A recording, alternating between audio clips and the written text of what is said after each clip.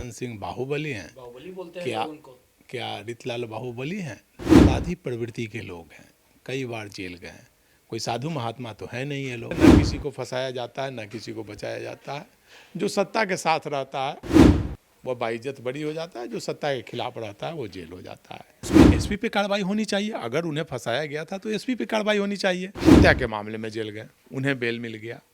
रंगदारी मांगने के मामला में अभी तक बेल नहीं मिल रहा है उनको। कई भी मामले हों, आप देख लीजिए आनंद सिंह बाइज्जत बरी होते जा रहे हैं। सरकार का केवल घोषणा है कि न किसी को फंसाया जाता है न बचाया जाता है। 2025 के विधानसभा चुनाव के समय मोकामा के टाल पर चुनाव प्रचार के दौरान अनंत सिंह जो जेडीयू के उम्मीदवार थे, मोकामा के टाल पे उनका काफिला जा रहा था और वहीं जनसुराज के उम्मीदवार पीयूष प्रियदर्शी का भी काफिला जा रहा था और इस पूरे दोनों ओर से काफिलों के बीच विवाद होता है और जिसमें दुलारचंद यादव की हत्या हो जाती है।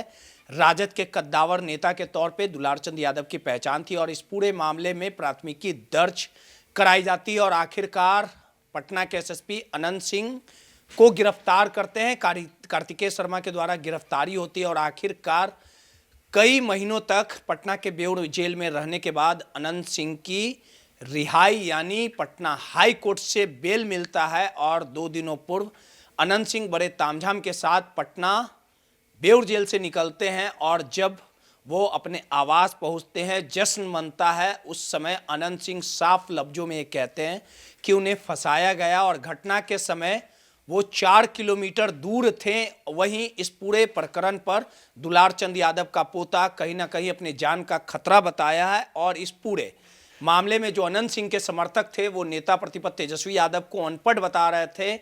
इन तमाम मुद्दों पे बात करने के लिए हमारे साथ वरिष्ठ पत्रकार संतोष सर हैं। आपको भी पता है कि बिहार में जीरो टॉलरेंस का हवाला बिहार के मुख्यमंत्री नीतीश कुमार करते हैं, लगातार सुशासन की बात करते हैं, लेकिन इस सुशासन राज में या किसी भी दल में बाहुबलियों का चुनाव लड़ना और बाहुबलियों के सहारे सत्ता के शीर्ष तक पहुंचना कोई भी दल, कोई भी नेता इससे अछूता नहीं है।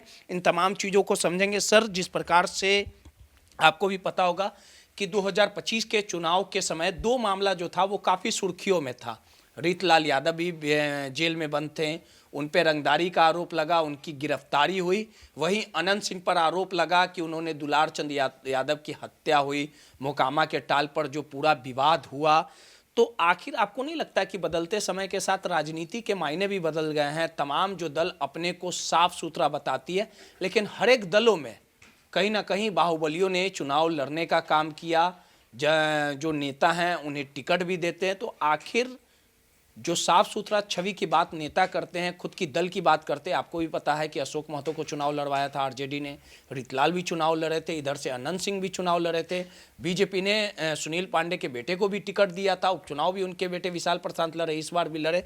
तो आखिर रितलाल यादव अभी भी जेल में बंद हैं, रंगदारी का प्रकरण था, कई लोगों ने सवाल भी उठाया था और जिस प्रकार से 4 महीने जेल काटने के बाद जो अनंत सिंह है वो भी जेल से छूटे। दुलारचंद यादव का पोता भी है, वो भी कह रहा है जान का खतरा। आखिर अब राजनीति जा कहाँ रहा है? देखिए, पहली बात आपने शब्द इस्तेमाल किया बाहुबली। बाहुबली कौन है? क्या आनंद सिंह बाहुबली हैं? बाहुबली बोलते हैं लोग उनको। क्या रितलाल बाहुबली हैं? नहीं, ये सब अपराधी प्रवृत्ति के लोग हैं, क्रिमिनल माइंड लोग हैं। कितनी बार जेल गए हैं? अपराधी कहा जा सकता है इनको? अपराधी प्रवृत्ति के लोग हैं, कई बार जेल गए हैं। कोई साधु महात्मा तो है नहीं ये लोग। रितलाल हो या अनंत सिंह हो, कोई भी साधु महात्मा, अपराधी प्रवृत्ति के लोग हैं। इनको कई मामले में इनकी गिरफ्तारी हुई। जो हमारा कानूनी तंत्र है उसमें भले ये लोग निकल जाते हैं, बच के निकल जाते हैं कानूनी पेच में, या कहा जाए कि भ्रष्टाचार इतने ज़्यादा है भ्रष्टाचार कि भ्रष्टाचार का फ़ायदा उठाकर ये लोग हत्या हो, अपहरण हो, रंगदारी का मामला हो, कोई भी मामला हो दर्ज हो, सब के मामले में बाइज्जत बरी हो जाते हैं। लेकिन प्रवृत्ति तो अपराधी प्रवृत्ति तो है ही, इसे तो इनकार नहीं किया जा सकता है। और दूसरी बात आप मान लीजिए कि नीतीश कुमार कहते हैं कि सुशासन की सरकार है, न किसी को फंसाया जाता है न किसी को बचाया जाता है। तो अनंत सिंह उन्हीं के पार्टी के विधायक हैं, वही बोल रहे हैं कि उन्हें फंसाया गया है। किसने फंसाया उन्हें? सरकार तो उन्हीं की है। तो जेल कैसे चले गए? किसने फंसाया? क्या नीतीश कुमार ने फंसाया? सरकार तो उनकी है, तो किसने फंसाया? और यह बात बिल्कुल ही गलत है। ना किसी को फंसाया जाता है, ना किसी को बचाया जाता है। जो सत्ता के साथ रहता है वह बाइज्जत बरी हो जाता है, जो सत्ता के खिलाफ रहता है वो जेल हो जाता है। न्यायपालिका भी अब कटघरे में जा रही है। अब इस पर आचार संहिता का ये न्यायालय के अवमानना का मामला होगा, लेकिन कई मामले ऐसे आ रहे हैं कि आप देखते होंगे। न्यायपालिका पे तो सवाल नहीं उठाया जा सकता न्यायपालिका पे, लेकिन कानून सबके लिए बराबर है। लेकिन न्यायपालिका पर आप देखते होंगे कि निचली अदालत से सज़ा होती है, ऊपरी अदालत से बाइज्जत बरी हो जाते हैं।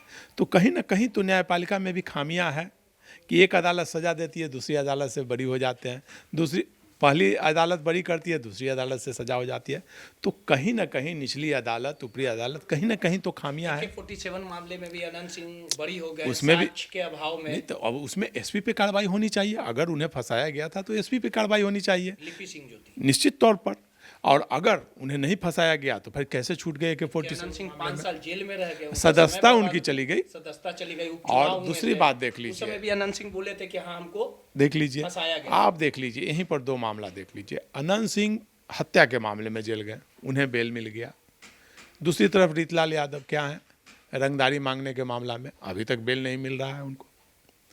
तो यहाँ साफ पता चल, देखिए हत्या हो, अपराध हो, किसी भी मामला में तो और भी मामला बेल होगा उनका, बेल बहुत सारे देखिए मामले कई भी मामले हों, आप देख लीजिए अनंत सिंह बाइज्जत बरी होते जा रहे हैं, बेल होते जा रहा है, रीतलाल को इस जेल से उस जेल भेजा जा रहा है। तो कहीं ना कहीं मैंने कहा ना दोनों अपराधी प्रवृत्ति के हैं, लेकिन कहीं ना कहीं दोनों के साथ तो भेदभाव देखा जा रहा है। अगर वो भी अपराधी हैं, ये भी अपराधी हैं, सहानुभूति किसी से नहीं है। सहानुभूति मैंने कहा ना दोनों अपराधी प्रवृत्ति के हैं, लेकिन एक को बेल और एक को जेल, आप देख रहे हैं। तो इसमें है कि सरकार, आप ये देख लीजिए, सरकार कहीं ना कहीं, सरकारी तंत्र जो होता है, जो सरकार से जुड़े लोग होते हैं, उसको उनका फ़ायदा मिलता है। जो सरकार के खिलाफ रहते हैं उसको उनका नुकसान होता है। आप देखिए ना, आनंद मोहन भाई बड़ी हो गए ना भाई, चेतन आनंद ने विधानसभा में आरजेडी से बगावत करके जनता दल को सपोर्ट किया, तो उन्हें फ़ायदा मिल गया।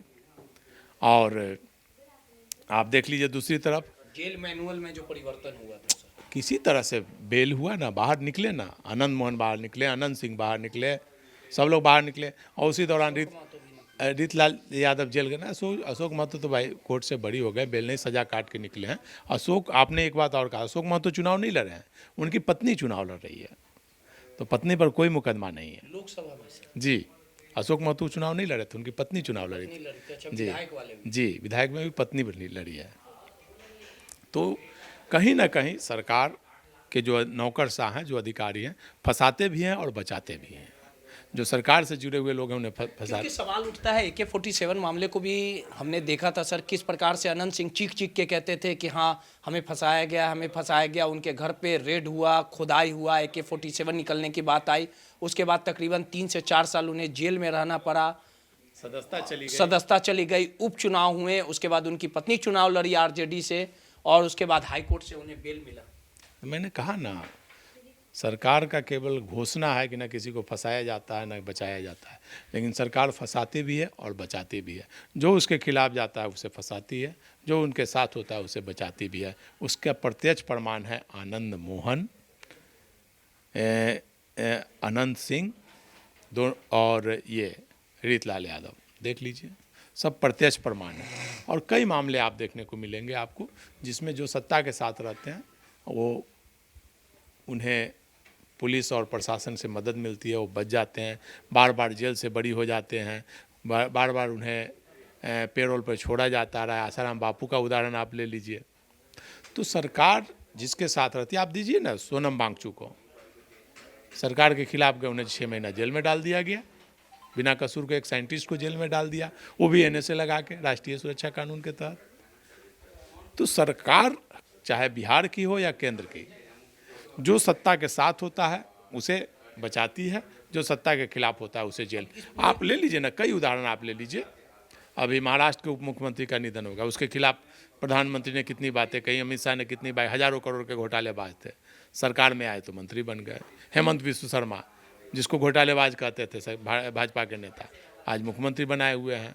तो ऐसे हजारों उदाहरण मिलेंगे, सैकड़ों उदाहरण मिलेंगे कि जो सत्ता के साथ हैं वो सत्ता के साथ हैं, वो संत हैं, महंत हैं, और जो सत्ता के खिलाफ हैं वो अपराधी हैं। इस पूरे मामले में जिस प्रकार से अनंत सिंह के जो समर्थक हैं वो कह रहे थे कि तेजस्वी यादव अनपढ़ हैं, वो अलग चीज़ है। तेजस्वी यादव अनपढ़ हैं कहना, वो तो राजनीतिक बयानबाजी होती है, सब लोग करते रहते हैं। का होता जो है सर वो तो निश्चित तौर पर देखिए, निश्चित तौर पर अनंत सिंह अपराधी प्रवृत्ति के व्यक्ति हैं और दुलारचंद यादव की हत्या में उनका नाम है, आया है, जेल भी गए हैं, पुलिस ने गिरफ्तार किया है और पोता ने केस किया है। तो हो सकता है उनकी जान को खतरा है, तो उनका कहना स्वाभाविक है कि उनकी जान को खतरा है, उन्हें सुरक्षा प्रदान की जानी चाहिए।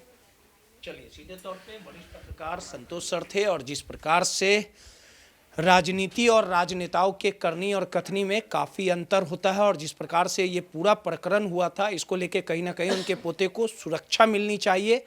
और कई ऐसे घटनाएं उदाहरण इस बात के कि किस प्रकार से सत्ता के साथ अगर आप रहिएगा तो आपकी सुरक्षा होगी, बचाव होगा और सत्ता के विरोध पे जाने के बाद कहीं ना कहीं उन्हें ठिकाना लगा दिया